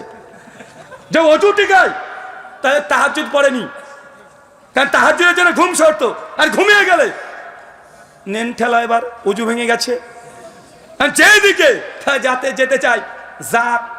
364 নম্বর পৃষ্ঠায় একজন বুজুর্গের কথা লিখেছে, আমার কাছে নিয়ে এসেছি, ভাবছিলাম যে এটা নিয়ে কথা বলবো। ফাজাইলে হাজ লিখছেন যে এক বুজুর্গ ছিলেন 12 দিন এক অজুতে নামাজ পড়েছে। চিন্তা করে নেবার কত বড় বুজুর্গ। 12 দিন। আমি তো কোনো বললাম যে 12 দিন ও মানে পটিও করেনি। আল্লাহর ওলির সঙ্গে গুস্তাখি করতে হয় না, করলাম না। 12 দিন একটু হাগু করেনি, একটু 19, 20, 20, 21, 22 করেনি। এই মানে 12 দিন এক অজুতে এতদিন নামাজ পড়েছে। মানুষ না পায়জামা ছিল? আমার আর একটা প্রশ্ন, আচ্ছা বলেন তো 12 দিন যদি এক অজুতে নামাজ পড়তে পারে হুজুরে, তাহলে 12 দিন নিশ্চয় তার অজু ভাঙেনি। আর অজু একটা ভাঙার কারণ হচ্ছে ঘুমিয়ে যাওয়া। মানে বেটা 12 দিন ঘুমায়ও নি। আমি আজকে গুগল করে দেখছিলাম, যখন এই ঘটনাটা পেলাম, যে গিনেস বুকের রেকর্ড কতদিন আছে যে মানুষ না ঘুমিয়ে থাকতে পারবে। একজনের নাম এসেছে, উনি হচ্ছেন ইংল্যান্ডের। উনি না ঘুমিয়ে টানা 7 দিন ছিলেন। কয়দিন? 7 দিন। মেডিকেল অনেকগুলো আমি তথ্য একটু ঘাটাঘাটি করলাম। চ্যাট জিপিটি হাফেজাউল্লাহকে প্রশ্ন করলাম, কিছু ওয়েবসাইট থেকে ঘাটাঘাটি করলাম, দামাত বারকাতুম আলিয়া ফেসবুক তো আছেই, সব ঘাটাঘাটি করে দেখলাম বিজ্ঞান ডাক্তার সায়েন্স আমাদেরকে বলছে টানা একজন ব্যক্তি 7 দিনে বেশি না ঘুমিয়ে থাকতে পারবে না। সর্বোচ্চ 5 দিন পারবে। 5 দিন যে না ঘুমায় তারপরে ও মানুষ থাকবে না, পাগলা হয়ে যাবে। তার মানে বুঝে নিয়েছি তোমার ওই হুজুর হয় সে মিথ্যুক ছিল, নচে পাগল ছিল। আল্লাহর ওলি না, ও পাগল টাল। বুঝেন নাই? 12 দিন না ঘুমিয়ে থাকবে। তো তোমার বুজুর্গর নামটা গিনিস বুকে লিখে দিয়ে আসো না, যে আমার হুজুর ফাজাইলে আমল এত নম্বর পৃষ্ঠা 364 নম্বর পৃষ্ঠা 12 দিন না ঘুমিয়ে থেকেছে। নামটা তার থাকার দরকার, কিন্তু কোথায় ইংল্যান্ডে লোকটার নাম আছে? একটু আন্দোলন করো না। কথা বুঝলেন না মনে হয়? মানে এমন এমন ঘটনা, মানে মাঝে মধ্যেই দেখি এই ফাজাইলে হজ একজন বুজুর্গ ছিলেন। উনি আফগানিস্তানে কোন করাচি, মানে পাকিস্তানের করাচি ওই সাইডে আশেপাশে বাড়ি। হঠাৎ নাকি হজ করবেন, টাকা পয়সা নাই, পায়ে হেঁটে যেতেও পারে না। উনি নাকি কি করলেন, উনি একটু চিন্তা করলেন নবীর প্রতি একটু সালাম পেশ করবেন। অনেক শখ, কিচ্ছু পারলেন না। চোখটাকে বন্ধ করতে করতে করতে করতে বেচারা ঘুমিয়ে গেলেন। বেটার ধর্মটাই স্বপ্ন। ঘুমিয়ে গেছেন। একটুবার দেখছেন যে উনি উড়তে উড়তে চলে গেছেন, গিয়ে একদম কাবা শরীফ, চোখ ঘুম ভেঙেছে আর সামনে দেখছে কাবা শরীফ। কথা বুঝলেন না? বলছে তারপরে আমার ওই হুজুর, আমার বুজুর্গ কাবাকে তাওয়াফ করলেন, মদিনায় চলে গেলেন, তারপরে নবীকে সালাম দিলেন, তারপরে আবারও ঘুম ভেঙেছে। আর একবার দেখছে ওর বাড়িতে আছে, মানে ওর হজ কবুল হয়ে গেছে। আমার সাদা মনে সাদা প্রশ্ন, ভাই যদি ভারত বাংলাদেশ পাকিস্তান থেকে যায় কেউ উমরা বা হজ করতে, তো তাকে ইহরাম বাঁধা লাগবে না? তো তোমার হুজুর ইহরাম কখন বেঁধেছে? ও তো ডাইরেক্ট কাবা দেখেছে। মানে বুঝলেন না মনে হয়? মানে এই ভণ্ডদের বদমাইশিদের মানে কারামত দেখা দেখে বেটা ইহরাম ছাড়া তোমার হজ উমরা হবে? তো তুমি ইহরাম কোথায় বাঁধলে? তো তুমি যে লিখে রেখেছো ডাইরেক্ট চোখ খুলে দেখছে কাবা, তো কাবার সামনে ইহরাম বাঁধতে হবে নাকি রে বেটা? মানে এরা শরীয়তের জ্ঞান জিরো পরিমাণেও ছিল না। মানে এই ঘটনা থেকে বোঝা যায়, মানে আপনার ওই পীর সাহেব দেখবেন মাঝে মধ্যে উঠতে পারে। এমন ঘটনা শোনেন না, আরে আমার পীর, বাংলাদেশের বক্তা বলছে তুমি জানো আমার পীর কত বড় পীর? তো কত বড় পীর? বলছে আমার পীরের সঙ্গে একদিন আমি ওয়াজে গিয়েছি, রাত্রিতে ফিরে আসলাম, হঠাৎ দেখছি ঝড় বৃষ্টি, রাত 2টো তখন বাজে, ভয় খেয়ে গেলাম যে কীভাবে এখন পদ্মা নদী পার করব। মানে আপনাদের চরমনায় পীর সাহেব ওয়াজ করছে, তার ভক্তবিন্দুরা যার নাকি বেগুনেও জিকির করে, শোনেন নাই? ওই যে সবাই আল্লাহর ওলিকে চিনেছে, কিন্তু ওয়াহাবিরা চিনেনি। আমার পীর সাহেব এত বড় পীর, সিংহ এসে প্রণাম করে চলে যায়। তোমার পীর সাহেবকে একটু ডেকে নিয়ে এসো, আমাদের কলকাতার চিড়িয়াখানায় ঢুকে দেবো, 10 মিনিট থেকে দেখিও। ওই যে সবাই চিনেছে আল্লাহর ওলিকে, ওই সিংহ নাকি চিনে না ভাই, বলে কি বলে না। তারপরে বলছে যে পীর সাহেব হঠাৎ দেখছি ঝড় বৃষ্টি, কিভাবে নদী পার হবো? নদীর কাছে এসে দেখি মাঝিও নাই, নৌকায় নেই, মহা মুসিবত। পীর সাহেবকে বললাম পীর সাহেব কিভাবে নদী পার হবো, আমার তো ভয় লাগছে। বলদ নামক মুরিদকে পীর বলছে বাবা তোমার কাছে জায়নামাজ আছে? জি আছে। সঙ্গে বগল থেকে বের করে জায়নামাজটা পীরকে দিয়ে দিয়েছে, পীর নিচে পেতে দিয়েছে। তখন বলছে শোন, তুই জায়নামাজে দাঁড়িয়ে যা, মনে মনে আমার নাম স্মরণ করতে থাক। এখন পীর সাহেবের সঙ্গে মুরিদ জায়নামাজে উঠে দাঁড়িয়ে আছে। মুরিদ তখন বলছে একটু পর দেখছি আমার জায়নামাজ উঠতে উঠতে উঠতে উঠতে একদম নদী পার করে আমাদের বাড়ির সামনে একদম বসিয়ে দিয়েছে। আমিও বুঝলাম যিনি এই ঘটনা লিখেছেন উনি আলিফ লায়লা অনেক বেশিবার দেখেছেন, জায়নামাজকে উঠিয়ে নিয়ে বেড়াচ্ছে। মানে এদের ভণ্ডামি যা আছে সবগুলো কেচ্চা কাহিনী জমা করে রেখে দিয়েছে এইসব গ্রন্থগুলোতে। মানে জায়নামাজে উঠছে, মানে পীর সাহেব উঠতে পারে। বলছে আমার বুজুর্গ 3 দিনে 3 মাসের রাস্তা এক পলকে পার করে দিয়ে চলে এসেছে। ভাই বলে কি বলে না। আমি তো গতকালকে কোথায় প্রোগ্রাম করছিলাম জানো? ওটা সুন্দরগঞ্জে কালকে প্রোগ্রাম করছিলাম। আমি বাংলাদেশের পীরদেরকে বলেছিলাম যে আপনারা যদি উঠতে টুটতে পারেন তো আগামীকাল রাজশাহীতে দারুল হুদা কমপ্লেক্সের আলোচনা সম্মেলন আছে। তো গোটা বাংলাদেশের যত পীর আছে সবাইকে আমি চ্যালেঞ্জ করেছি, এই চ্যালেঞ্জ পীর সাহেবের মরা পর্যন্ত, আমার মৃত্যু পর্যন্ত না, তার মরা পর্যন্ত কিছু করব না। জাস্ট আজকে রাজশাহীতে আছি, পীর সাহেবের বিমানের টিকিট আমি করে দেবো, খেদমতের ব্যবস্থা আমি করে দেবো, তার যদি কোনো কিছু লাগে টাকা পয়সা হাত দিয়ে সব দেবো, সমস্যা নেই। শুধু রাজশাহী বিমানবন্দরে আমি আর পীর সাহেব উঠে পড়বো। আমরা যাব ঢাকা, যখন বিমানটা ছেড়ে দিবে অনেক উঁচুতে, বিমানটা যখন চলবে মাঝ পথে গিয়ে পীর সাহেবকে বিমানের দরজা খুলে নিচে ধাক্কা মেরে ফেলে দেবো। পীর সাহেব মানুষকে উপর থেকে ফেলে দিলে তো নিচে এমনি পড়বে, গ্র্যাভিটি আমাদেরকে তাই বলে না, তাই না? মানে উপরে ফেললাম কোথায় পড়বে? স্বাভাবিক। এটা হচ্ছে নিচে, এটা কোনো কারামত নেই। কারামত কোনটা? ওই যে উপরে যখন চলবে পীর সাহেবকে ধাক্কা মেরে ফেলে দেবো। একটু ঢাকা বিমানবন্দরে, শাহজালাল বিমানবন্দর, আল্লাহর অলির নামে বিমানবন্দর, ওই বিমানবন্দরে আস্তে আস্তে আস্তে আস্তে ল্যান্ড করে দেখাও। আমি উঠতে বলবো না বাবা, আমি উঠতে বলছি না, এটা ল্যান্ড করে দেখাও। তুমি নাকি 3 মাসের রাস্তা 3 দিনে পার করে দাও। তুমি নাকি বাড়িতে বসে বসে মক্কাতে নামাজ পড়ো। ভাই বলে কি বলে না। মানে পীর সাহেব এত বড়, মানে এত বারবার উঠতে পারে, তো বিমান থেকে ধাক্কা মারে ফেলে দেবো, ল্যান্ড করে দেখাও। এই জন্য বলেছি পীর সাহেবদের যা কারামত, আগেকার পীর সাহেব যতই ধরনের কারামত দেখবেন, পীর পানি দিয়ে চলতে পারে, পীর আকাশে উড়তে পারে, পীর সাহেব আগুনে চলতে পারে, সবগুলো আজ থেকে 100 বছর আগেকার কারামত। 100 বছর আগে যে পীরগুলো ছিল তাদের এই কারামত ছিল, কিন্তু 100 বছরের মধ্যে ভাই পীর আছে না নাই? পীর হয়েছে কি হয় নাই? বাংলাদেশে 1 লক্ষ কোনো পীর আছে। তো পীর সাহেব আগেকার পীরের তো এতগুলো মজেজা ছিল, কারামত ছিল, আপনি তো পীর। আপনাকে ছোট্ট একটা বার্তা আপনাকে বলে দিই যে এখন আপনাদের কারামত আর চলে না কেন? কারণ এই দেখেন ক্যামেরাগুলো আছে হয়েছে, পীর সাহেবদের কারামত ওই দিন থেকে গায়েব হয়ে গেছে। বেটাদের আর কোনো কারামত হয় না, আর নদীতে চলতে পারে না, আকাশ আর উঠতে পারে না, আগুন আর জ্বলতে পারে না। আর কোনো পীরকে দেখেছেন? আর পারে না। কেন? ক্যামেরা আবিষ্কার হয়ে গেছে। এই কারণে ক্যামেরার সঙ্গে যে কারামতের কি সম্পর্ক এটা বুঝলাম না, কিন্তু এটাই বাস্তব। ক্যামেরা যেই দিন আবিষ্কার, পীরদের কারামত সেই দিন ফিনিশ হয়েছে কি হয় নাই? ফিনিশ হয়েছে না। মানে ডাল মে কুছ কালা হে, কালা নেই হ্যাঁ বলকি পুরো ডাল হি কালা হে।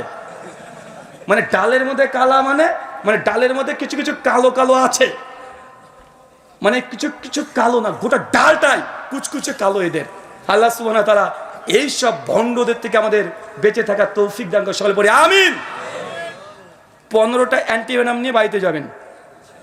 রমজান মাস আসলে একটা প্রশ্ন আসবে আপনাদের কাছে বারবার, কি প্রশ্ন? যে আহলে হাদিসরা উমর বিন খাত্তাবকে মানে না, বলে কি বলে না? কেন? কারণ উমর বিন খাত্তাব 20 টাকা তালাবির কথা বলেছে, উমর বিন খাত্তাব 3 তালাকের ফতোয়া দিয়েছে, আহলে হাদিসরা মানে না, বলে কি বলে না? আমি প্রমাণ করেছি উমর বিন খাত্তাব 20 টাকার তারাবি নাই, 8 টাকার তারাবি চালু করেছে। বরং যারা আমাদের প্রতি অভিযোগ করেছে তারাই উমর বিন খাত্তাবকে মানে না। কেন? উমর বিন খাত্তাব 8 টাকার তারাবির কথা বলেছে। আমি আরো 15টা মাসালা বলবো, যে মাসালাই হানাফি ভাইরা উমর বিন খাত্তাবকে মানে নি। কয়টা বলবো? না 16টা বলি। 8 টাকার তারাবি ডবল 16, একটু বোঝাটা বেশি হয়ে যায়। নিয়ে যাবেন তো ইনশাল্লাহ? বারবার বলে না যে এরা উমর বিন খাত্তাবকে মানে না, উমর বিন খাত্তাবকে মানে না, বারবার অভিযোগ। মাত্র 16টা বলি। এক মাসালা, মুসান্নাফ ইবনে আবি শাইবা, হাদিস নাম্বার 3988, কানজুল উম্মাল হাদিস নাম্বার 22471, সব মাকতুবাই শামলা থেকে সার্চ করে দেখে নেবেন। যত রেফারেন্স সব মাকতুবাই শামলা থেকে নেওয়া। উমর ইবনুল খাত্তাবের ফতোয়া হচ্ছে এইটা, একামত যদি হয়ে যায়, কি বললাম চাচা? একামত যদি হয়ে যায় তাহলে কোনো সুন্নাত নামাজ পড়া যাবে না, ফরজ নামাজের জন্য দাঁড়িয়ে যেতে হবে। এই মাসালায় হানাফিরা উমর বিন খাত্তাবকে মানে না, ডাইরেক্ট মুখের উপরে বলে দিবেন তুই মানিস না উমর বিন খাত্তাবকে, আহলে হাদিস না, তোরা মানিস না। এই মাসালায় আহলে হাদিসরা উমর বিন খাত্তাবের সঙ্গে আছে না নাই? 2 মাসালা, সুনানুল কুবরা লিল বাইহাকি আল মুতাফা 458 হিজরি, হাদিস নাম্বার 4975, সনদ সহিহ। উমর বিন খাত্তাব 1 রাকাত বেতের পড়ার উপরে কাইল ছিলেন, তিনি 1 রাকাত বেতের পড়তেন, পড়ার ফতোয়া দিতেন। হানাফি ভাইরা 1 রাকাত বিতেরকে অস্বীকার করে। এই মাসালায় উমর বিন খাত্তাবকে তারা মানে না। মাসালা 3 তাফাতুল আওয়াজি, কিতাবুত তাহারাত, প্রথম খণ্ড 291 পৃষ্ঠা। পাগড়ির উপরে মাসা করা, কি কথা বলেন? পাগড়ির উপরে মাসা করা উমর বিন খাত্তাবের ফতোয়া জায়েজ, তিনি জায়েজ ফতোয়া দিতেন। হানাফি ভাইরা এই মাসালাতে উমর বিন খাত্তাবকে মানে না, বলে পাগড়ির উপরে মাসা করা জায়েজ না। ভাই উমর বিন খাত্তাবের বিরুদ্ধে কারা আছে? আহলে হাদিস না হানাফি? ভাই এই কথাগুলো বলতে চায় না, এসব অ্যান্টিভেনাম দিতেও চায় না, কিন্তু যেহেতু অভিযোগ বলতেই হয়। কমচিতে খোঁচা দিলে 22,000 দিতেই হবে, তাই দিতে শুরু করছি, কিচ্ছু করার নেই। 5 মুসান্নাফ ইবনে আবি শাইবা, হাদিস নাম্বার 7092 এবং কানজুল উম্মাল হাদিস নাম্বার 21198, সনদ সহিহ।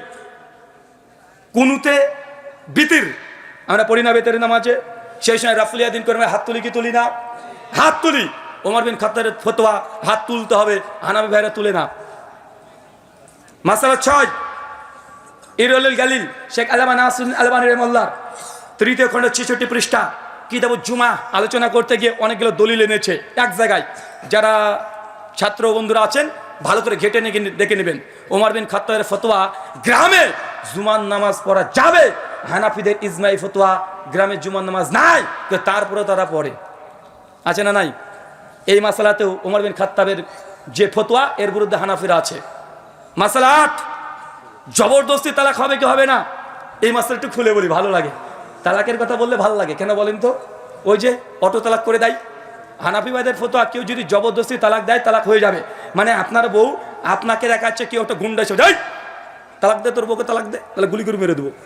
এখন আপনি ভয়ে বলে দেন তালাক তালাক তালাক, বউ অটো তালাক, ওই গুন্ডা আপনার বউকে নিয়ে চলে যাবে। মানে জবরদস্তি তালাক হবে কি হবে না? ওমর বিন খাত্তাব বলছে হবে না, হানাফি ভাইদের ফতোয়া হবে।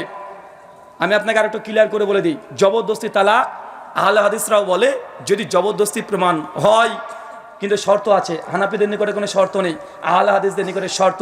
জবরদস্তি যখন হবে সেই সময়তে তার মৃত্যুর ভয় থাকতে হবে। কি থাকতে হবে?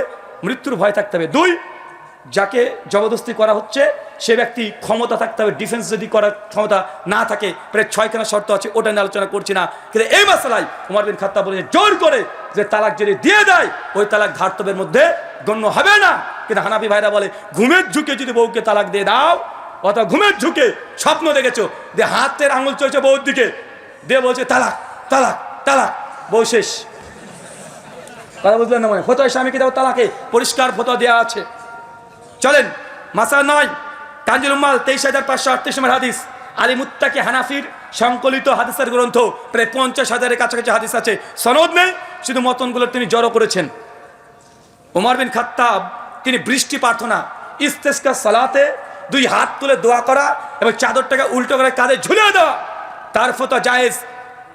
সুনান তিরমিজি 559 নম্বর হাদিস আলোচনা করতে গিয়ে তিরমিজি বলছেন, এই মাসালায় আবু হানিফা ইমাম আবু হানিফার নিকটে ইস্তিসকার কোনো সালাতই নাই, মানে বৃষ্টি প্রার্থনার কোনো নামাজই নেই। তার মানে 9টা মাসালা পালেন, যেটা হানাফি ভাইরা ওমর বিন খাত্তাবকে মানে না, 3 তালাক দিয়ে ওমর বিন খাত্তাবকে বাতিল করে দিয়েছে। বেটা আর আমাদেরকে বলে আমরা নাকি ওমর বিন খাত্তাবকে মানি না।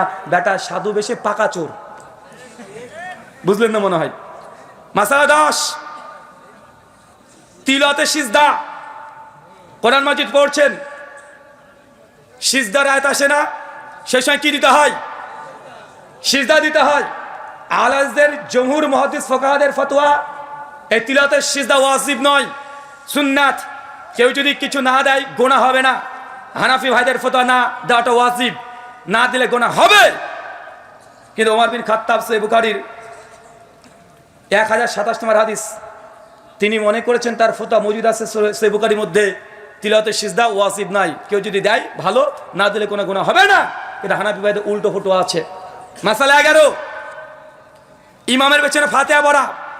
ইমাম বুখারী জুজুল কিরাত ফিস সালাহ হাদিস নাম্বার 165, ইমাম দারাকুতনির সুনান দারাকুতনি বাবুল কিরাতের 2 নম্বর হাদিস, সুনান কুবরা আলিল বাইহাকি হাদিস নাম্বার 1665, ওমর বিন খাত্তাবের স্পষ্ট ফতোয়া মজুদ আছে এবং তার আমলও প্রমাণিত আছে। ইমামের পেছনে মুক্তাদি ফাতিহা পড়বে, কিন্তু হানাফি ভাইরা বললে পড়লে মুখে নাকি আগুন ঢুকে দিতে হবে। তার মানে এই মাসালায় কি হলো কথা বলেন? রামাজান মাস শুধু বলবো ওমর বিন খাত্তাবকে মানে না। বেটা এই 15 করে মাসালা মেনে দেখাও। মাসালা নাম্বার 12, সূরা হাজ। সূরা হাজে কয়টা সিজদার আয়াত আছে? কয়টা? 2টা। হানাফি ভাইদের নুসখাগুলো দেখবেন একটা। কয়টা আছে? একটা। মুসনাদ ইবনে আবি শাইবা হাদিস না 4318 সহিহ সনদে প্রমাণিত আছে, ওমর বিন খাত্তাব বলেছেন সূরা হাজের মধ্যে 2খানা সিজদার আয়াত আছে। এটা ওমর বিন খাত্তাবের ফতোয়া। হানাফি ভাইরা একে ওমর বিন খাত্তাবকে মানে না। মাসালা নাম্বার 13, লাস্টে একটা সুন্দর ঘটনা আছে। 18 বয়স প্লাস তাদের, যারা বয়স্ক আছেন তারা থেকে যান, বাচ্চা যারা আছেন চলে যান। লাস্টের দিকে 18 প্লাস। ইমাম কুদামা রাহিমাহুল্লাহ মুগনির মধ্যে 9ম খণ্ড পৃষ্ঠা 131 আলোচনা করছেন 14 নম্বর মাসালা। তিনি বলছেন, কোন স্বামী যদি হারিয়ে যায়, কি হারিয়ে যায় বলেন তো? এই যে আয়না ঘর করেছিল না, আয়না ঘর, এই আয়না ঘরে স্বামী কি এখন মারা গেছে, না স্বামী হারিয়ে গেছে, না স্বামী কোথায় আছে? যেসব স্ত্রীরা জানে না, বা স্বামী বিদেশে চলে গেছে, বা যুদ্ধে চলে গেছে, মারা গেছে, না হারিয়ে গেছে, কোনো যোগাযোগ নেই, এখন এই স্ত্রী কতদিন অপেক্ষা করবে? কতদিন অপেক্ষা করবে? কতদিন? ওমর বিন খাত্তাবের ফতোয়া নকল করেছে ইমাম কুদামাল মুগনিতে 4 বছর। কয় বছর? 4 বছর। তারপরে মেয়েটা 4 মাস 10 দিন ইদ্যত পালন করে অন্য জায়গাতে বিয়ে করতে পারবে। আশরাফ আলী থানভী বেহেশতির জোয়ার তালাক অধ্যায়ের আলোচনা করতে গিয়ে বলছেন, কোন স্বামী যদি হারিয়ে যায় বা খুঁজে পাওয়া না যায়, তাহলে ওই মেয়েটি 120 বছর অপেক্ষা করবে। কত বছর? 120 বছর। এখন বলেন তো, 120 বছর অপেক্ষা করবে মেয়েটা, তারপরে বিয়ে করবে কার সঙ্গে? কবরে। মেয়েটাকে এখন কবরে গিয়ে বিয়ে করবে? আর তারপরে ফতোয়া স্বামীতে বলছে 120 বছর পরে বিয়ে করবে, তবে কোনো হানাফি আলেমকে দিয়ে নয়, কোনো মালিকি বা শাফিদের আলেমকে দিয়ে। কথা মনে বুঝতে পারলেন না? কেন বলছেন? হানাফি মাযহাবে কতদিন থাকতে হবে কোনো স্পষ্ট দলিল নাই। এটা আমরা অন্য মাযহাব থেকে ধার করে নিয়ে এসেছি। তাই যে মাযহাবের ফতোয়া নিয়েছে সেই মাযহাবের ইমাম দিয়ে তাদের বিয়ে পড়িয়ে দিতে হবে। তার মানে আয়না ঘরে যারা ছিল নতুন করে এসে আবার মানে সংসার করছে, হানাফিদের ফতোয়া অনুযায়ী জায়েজ না, ও বউটাকে 120 বছর অপেক্ষা করতে হবে। কত বছর? কিন্তু ওমর বিন খাত্তাব বলছে 4 বছর পরে মেয়েটা সিদ্ধান্ত নিতে পারবে সে স্বামীর সংসার রাখবে না সে বিচ্ছিন্ন হয়ে যাবে। চাইলে সারা জীবন না বিয়ে করে থাকতে পারে, কিন্তু মেয়ে যদি চায় দ্বিতীয় কোনো বিয়ে করবো, 4 বছর অপেক্ষা। কত বছর? 4 বছর। মাসআলা নাম্বার 14, মুসান্নাফ ইবনে আবি শাইবা 37344 নম্বর হাদিস। ওমর বিন খাত্তাব বলেছেন, হিল্লা বিয়ে। কি বিয়ে? হিল্লা বুঝেন? হ্যাঁ বুঝেন না?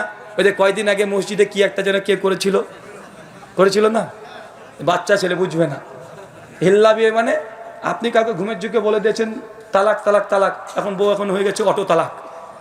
এখন হুজুর বলেছে কি যে না আর তো নতুন করে তো ওই স্বামীর সঙ্গে সংসার করা যাবে না, তবে একটা রাস্তা আছে যে তুমি আমার সঙ্গে 2 রাত থেকে যাও, 2 দিনকার বিয়ে, 2 দিন রাত্রে বিয়ে করবে, বিয়ে করে ওই মেয়েটার সঙ্গে শারীরিক সম্পর্ক করবে।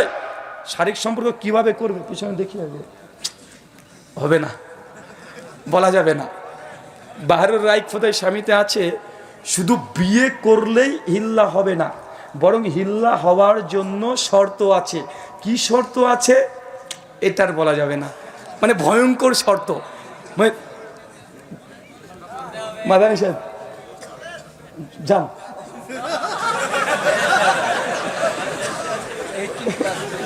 যান ওদিকে যান।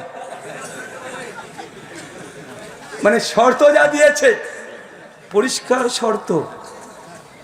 ওই যে দুজনের ভদ্র ভাষায় বলি, জননেন্দ্রিয় টাচ হতে হবে। সে টাচ হলে হবে না, গরমের অনুভূতি পেতে হবে। যদি গরমের অনুভূতি না হয় তাহলে হিল্লা হয়নি, আবার যেতে হবে। আর বলছেন আরো ভয়ঙ্কর আছে, আর বলা দরকার নেই, আপনার যাদের দরকার তারা পড়ে নেবেন। এটা হচ্ছে হিল্লার মাসালা। ওমর বিন খাত্তাব রাদিয়াল্লাহু আনহু ফারুকে আজম তার ফতোয়া, কেউ যদি হিল্লা করে তাকে রজম করতে হবে। কি করতে হবে? রজম করতে হবে। হানাফি ভাইরা ওমর ইবনে খাত্তাবের এই ফতোয়া মানে না, তারা অস্বীকার করে দেয়। হিল্লা করাকে তার নেকির কাজ মনে করে। কিসের কাজ? নেকির কাজ, সবের কাজ। ফতোয়া সবাই ডাইরেক্ট লিখেছে, কেউ যদি মানে এই হালালা করে তার 2 পরিবারের আবার বিবাহটাকে বৈধ করে দিচ্ছে। তার জন্য যে হালালা করেছে এ পাবে নেকি। নবী বলেছে ভাড়াটা সার, আর এ বানাচ্ছে নেকি পাবে। মাসালা নাম্বার 15, ওমর বিন খাত্তাব সুনান তিরমিজি কিতাবুল হাদিস নাম্বার 806 পরিষ্কার ওমর বিন খাত্তাব হজে তামাত্তুকে নাজায়েজ মনে করতেন। সহিহ বুখারী 563 কিতাবুল ওমর বিন খাত্তাব হজে তামাত্তুকে নাজায়েজ মনে করতেন। হানাফিরা জায়েজ বলে, মানে এই মাসালায় ওমর বিন খাত্তাবকে তারা মানছে না। 16 নম্বর মাসালা তারাবি ওমর বিন খাত্তাব 8 টাকাতে কথা বলেছে, হানাফিরা মানে না। টোটাল কয়টা দিয়েছি? কয়টা? টোটাল 16টা মাসালা। এই আলোচনাটা আবার শুনবেন, নোট করবেন। যখনই বলবে আহলে হাদিসরা ওমরকে মানে না, একদম এই দলিল দিয়ে জুতা পিটা করে ছেড়ে দিবেন। কথা বুঝলেন? আমরা ভাই মারামারি করি না, আমরা ইলমি ইখতিলাফ করি। যা অভিযোগ তার ডাইরেক্ট জবাব। গত 2 বছর আগে বলেছিলাম না, ওরা বলে ইবনে মাসউদের ফতোয়া নাকি হানাফি মাযহাব। আমি 15খানা মাসালা দিয়ে গেছি যে 15টা মাসালাই ইবনে মাসউদকে হানাফি ভাইরা মানে না। এই 16খানা মাসালা মানিয়ে দেখাও, তারপরে মুখটাকে খুলে বলবে যে আহলে হাদিসরা ওমরকে মানে না। বেটা তুমি ওমর বিন খাত্তাবকে মানো না, জ্বলন্ত প্রমাণ এই 16টা। আমার অচিরেই তাকলিদ ভ্রান্তি নিরসনের 2য় খণ্ড আসছে, ওইখানে 250খানা এমন মাসালা আলোচনা করেছি যেখানে দেখিয়েছি আল্লাহ নবীর হাদিস একদিকে, হানাফি মাযহাবের ফতোয়া আরেকদিকে। প্রায় 70খানা মাসালা এমন আছে। ওমর বিন খাত্তাব হানাফি মাযহাব, আবু বকর হানাফি মাযহাব, ওসমান হানাফি মাযহাব, এইভাবে 4 খলিফা সহ আবু হুরায়রা, ইবনু ওমর, কমপক্ষে আমি 350 ফতোয়া শুধু দেখিয়েছি। সাহাবীরা বলছে জায়েজ, এরা বলছে না জায়েজ। ডাইরেক্ট কোনো তাবিল করার দরকার নেই। সহিহ বুখারী 5520 নম্বর হাদিস দেখবেন, নবী বলছেন যে ঘোড়ার গোশত জায়েজ। হানাফি ভাইরা বলে মাকরু, বলে কি বলে না। সুনান আবু দাউদ 2828 নম্বর হাদিস, আল্লাহ নবী বলছেন কোন কুরবানি জবাই করেছেন, পেটে যদি বাচ্চা পাওয়া যায় তাহলে সেই বাচ্চাটাকে নতুন করে জবাই করার দরকার নেই। মায়ের মানে জবাই বাচ্চা জবাই হয়ে যায়। হানাফি ভাইরা বলছে না, আবার জবাই করতে হবে। মানে ডাইরেক্ট নবী বলছে জায়েজ, এরা বলছে না জায়েজ, মানে তাবিল ছাড়াই। আর যদি তাবিল করে দেখানোর চেষ্টা করে অনেকগুলো হবে। যারা মাকতাবায় চলে যাবে, মুসান্নাফ ইবনে আবি শাইবা খুলবে, রাদ্দে আলা আবি হানিফা 125খানা মাসালা, প্রায় 350-50খানা হাদিস। সেই সময় মুসান্নাফ ইবনে আবি শাইবাতে 235 হিজরিতে মৃত্যুবরণ করেন লেখক। তিনি মানে ডাইরেক্ট রাদ্দে আলা আবি হানিফা এই শিরোনামে ইমাম আবু হানিফা রদ করে অধ্যায় রচনা করেছে। আমরা প্রথম না। আর অচিরেই সুসংবাদ দিয়ে যাই, রাদ্দে আলা আবি হানিফা মুসান্নাফ ইবনে আবি শাইবার এই অধ্যায়টা আমরা অনুবাদ করে ব্যাখ্যা বিশ্লেষণ সহ, জাহিদ কাউসারির অভিযোগের জবাব সহ, আল্লামা আওয়ামার জবাব সহ অচিরেই প্রায় 1200 পৃষ্ঠায় আমরা প্রকাশ করতে চলেছি। অচিরে আপনার বইটা পেয়ে যাবেন। আল্লাহ সুবহানাহু ওয়া তাআলা আমাদের বোঝার তৌফিক দান করো, সকলে পড়ে আমিন। এই বলে আজকের মতো আলোচনা শুরু করলাম। না শেষ করলাম। ওমা আলাইনা ইল্লাল বালাগ। আসসালামু আলাইকুম ওয়া রাহমাতুল্লাহি ওয়া বারাকাতুহু।